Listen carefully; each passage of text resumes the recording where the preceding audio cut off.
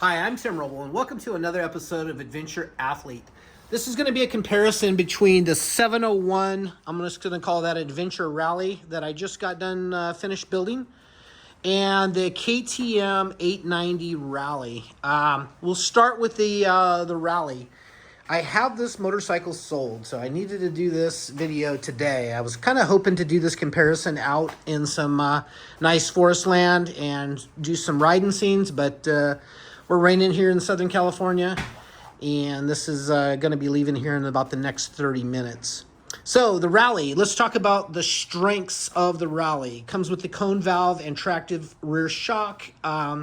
Amazing suspension for this weight of a motorcycle. You can actually ride this thing at what I would say like a 450 or a 500 EXC pace off-road. It really works really well.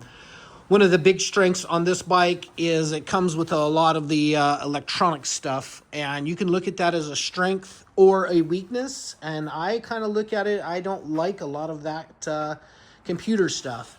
Now, this does have cruise control, but when you do the DynoJet Power Commander 5 with the auto tune, and I have two sensors in this on both cylinders, that's always trying to make 13.2 AFRs.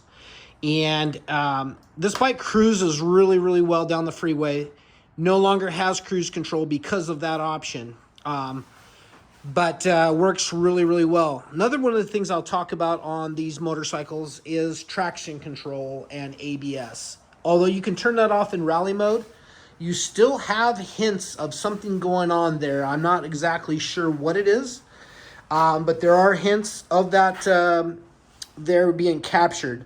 So what I've done with that, as you look here, I have no rear ABS sensor, and I took that line, it's long enough on this motorcycle, and rerouted that to the front of the bike. And so it sits right there. So there's a front and a rear sensor on the front wheel, giving you full ABS removal and full traction control removal. That works really well. So on this motorcycle, I did the Rebel Rally Tower. Worked out really well, and a nice place to keep your first aid kit.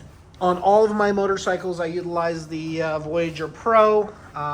Shouldn't say all my motorcycles because my Trials motorcycle does not have one. But I really like the Trailtech Voyager Pro. You can see here that I've installed a different lever that just gives you different options for the clutch. Although I have installed a Recluse auto clutch in this. While we're here on the bars, you'll notice a little different. I have a different little reservoir and master cylinder for the single-sided front brake kit. And on this bike, I have shaved. There's not even an option to put the brake back on because I've shaved that off for a little bit of weight. Doesn't matter. I have no idea, but cool enough. While we're down here, I did have a set of wheels built for it, and I am using the tubeless system inside. So it is a tubeless system.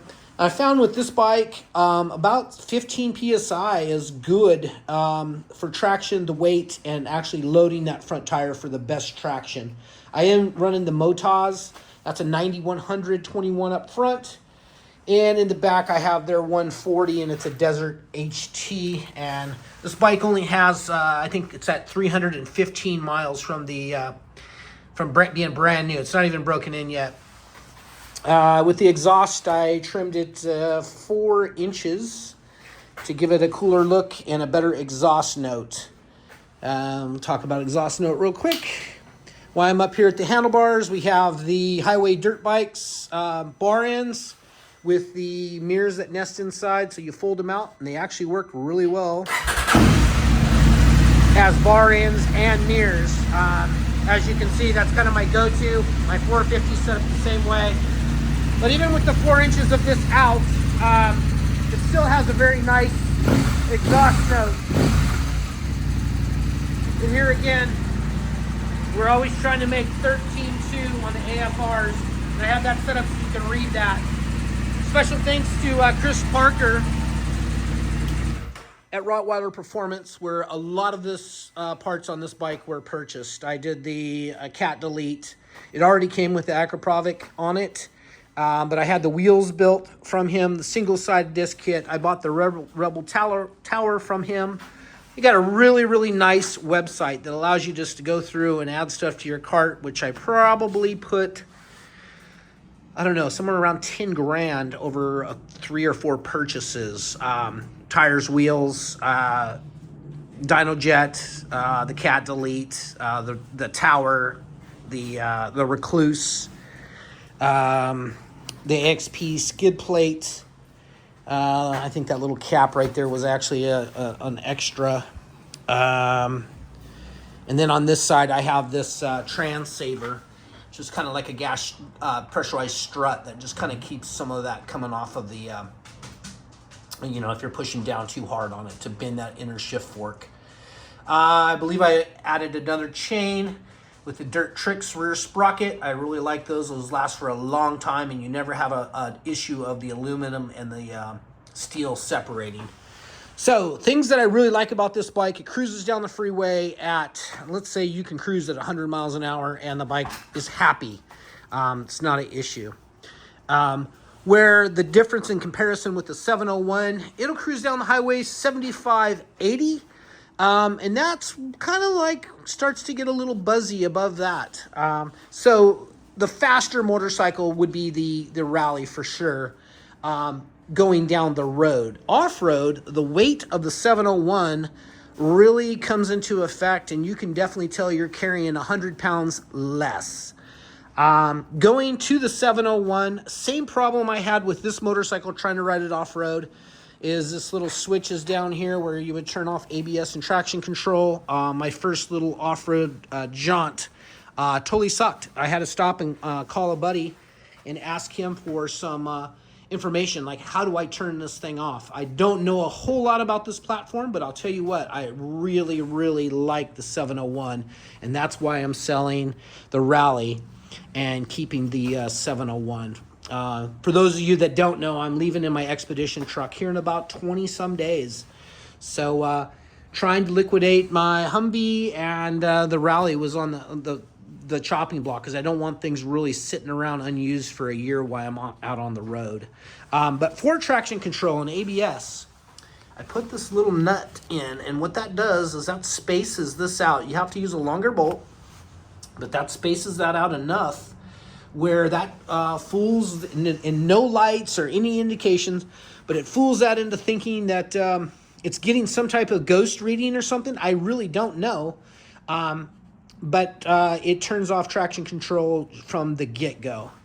Walking around this side of the bike, you can see that I have the KTM kits, 1-inch lowered foot pegs, as well as his exhaust, and I got my tractive rear shock. It's John Floria, and he's on JON on Facebook, and he's a rally guy. He's a rally racer, and he sells rally kits. I actually wish I would have bought his kit. This is actually a factory tanks, and it's Aurora Rally equipment, and I think it was a really nice kit. I give it 2 thumbs up.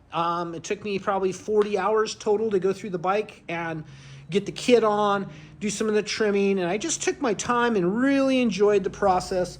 I had a couple, the exhaust was his, not Aurora's, and little fits and finish things that you have to fab up. But this bike works really, really well. The front forks are off of 450 SXF. I think I've said that wrong a couple times. I am running 155 PSI in the forks. They're an air fork. That's good. It keeps you high in the stroke. I think I'm going to take a little bit of harshness out of that and let a couple PSI out. So I think I'm going to start at 153 for the next ride. I have not done anything with tires and wheels yet. I still have tubes in them. I think I'm running the front at something like 16 and the rear somewhere around 16. I'll be changing that up, going tubeless probably before my next ride. Being that we got some rain, we're going to have some wonderful dirt that I want to get out and experience. Also, I did the highway dirt bikes bar ends with the mirrors, that nest, and the BRP connectors for that. When you do that, you have to trim off some of this, and I just rounded that off on the cut it and rounded it off on the disc sander, and it ends up looking nice. They do not come in black, so this is Rust-Oleum Professional. I really like that. So when you dink it on the wall as you're getting in and out of the yard, you can touch it back up and it looks factory new again. Let's see. Let's talk about some other things on the bike. I have the Rottweiler air intake system for this motorcycle, as well as Power Commander 5 with a custom map that Chris set up for me in this bike. Other than that, I did this little thing. I believe I got this off the website, so you don't have to use the key to get into the tanks. You do fill up each tank individually. I'm finding that I'm getting a decent balance between the two fronts. I usually try to burn off the two front tanks first before I go to the rear, and you're doing that with this switch right here. I have the Trailtech Voyager on this. Don't even have power run to it yet. I'm still working and fine-tuning this motorcycle. Another thing that I'll talk about, I did buy a Recluse auto clutch for this bike, but the clutch is so nice. It feels like a clutch off of a 450, maybe EXC, 350 EXC or something. It's super light. It's not a 300 light pull, but it's definitely not like my 450 is. That's a way hard clutch pull. That I like, and I like the control of the clutch on this, so I'm actually going to not install the Recluse on this. One of the things I don't like about this motorcycle is the seat. Aurora's seat, I think they missed the bar on this. I will be doing some reupholstering. I'll take this cover off, and right in through this area here, the transition area, it's too thick. This needs to be shaved down and angled back, so this is thin back here. You come off the back of the bike, it's hard to get back with this big lump. Doing a quick comparison with the rally seat, this is a hard parts. I ordered a seat concept seat when I purchased this motorcycle from Linden, and actually never have installed it on this motorcycle because I actually like this seat so much. And you can just kind of take a look at the profile. That is the best seat KTM has ever produced in their life. KTM Power Parts seat, you can get that for your Adventure. I think both models on that, but I highly recommend that. It's a wonderful seat. Next thing back here would be the tail tidy. That works out really cool. It gives you a brake light and then the two blinker lights. I think I've about covered it. I have changed out this upper fill for, I think that came from PowerCell Performance, and that's Ken over there. And it's got a nice product line also for these bikes. But most of this bike came from Rottweiler Performance in their website. It's really easy to navigate and works out really, really well. But sorry to see this bike go, but I'm glad it's going to somebody that really, really likes it. This suits my interest a little more because I am more dirt oriented. I just pretty much use the street as a transition to get to the trails. I would prefer to ride off-road all the time. So I do have a set of saddlebags for this, Giant Loop. And I think it's their Mojave bags, as well as a top bag. I do plan on using this for a little adventure travel. And that's going to work out really well for me. Just moving these two bikes around, you can tell that there's 100 and some pound difference in these bikes. So I will become very versed in this bike. I like how it comes apart. I like that it has, space in between the tanks now that I have that Rottweiler system in there. I do like that the seat actually is one of those seats that actually comes off better than any other seat I've ever ever had. I mean, that was one-handed right there. Running the filter skins, but you can see the extra room here that allows you to get down and work on stuff. I believe they do make a little glove box down here also. I don't know if I'll be doing that or not, but this bike is making wonderful power. And by the way, this is where I've stashed the Power Commander 5 and looped it around this way and then ran it through the bike. Pretty much a simple install.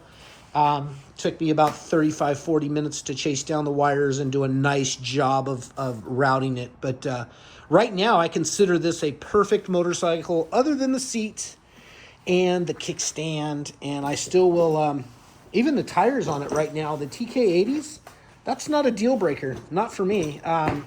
they actually work really, really well for SoCal's hard pack stuff and some of the Arizona stuff I ride.